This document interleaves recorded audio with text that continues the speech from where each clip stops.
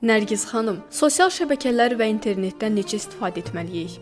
Sosial şəbəkələr və internet dedikdə günümüzün ən aktual məsələsinə toxunmuş oluruq. Yəni günümüzdə həyatımızın ayrılmaz bir hissəsinə çevrilib bu sosial şəbəkələr. Necə istifadə etməliyik? Diqqət etməliyik ki, ailə münasibətlərimizə zərər vurmasın, vaxtımızı çox israf etməsin, eyni ilə ibadətlərimizə maneçilik törətməsin. Sosial şəbəkəni bir alət kimi düşünə bilərik. Yəni onu xeyrə istifadə etsək bizim üçün xeyir ola bilər, şərrə istifadə etsək ondan zərər çəkmiş olarıq. Ya xeyir danışın, ya da susun deyən Peyğəmbərimiz sallallahu əleyhi və səlləmin ümmətiyik biz.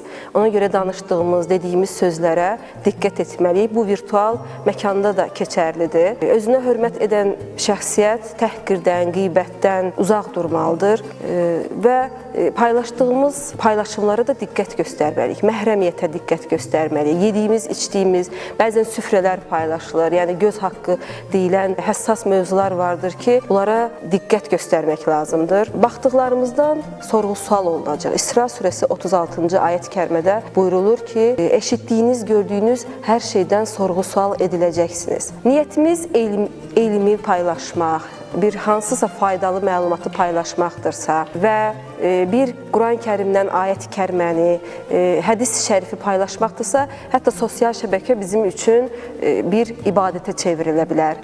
Sədəqə-i cariyə ola bilər ki, bu sədəqə-i cariyə yəni axıb gedən bir sədəqəyə çevrilə bilər. Əks təqdirdə, yəni insanlar bizdən zərər görərlərsə, paylaşdığımız paylaşımlardan zərər görərlərsə və yaxud da kimlərinsə əsəbləri korlanarsa, bu artıq bizim üçün zərərli bir hal olar, günaha çevrilmiş olar, Allah qorusun.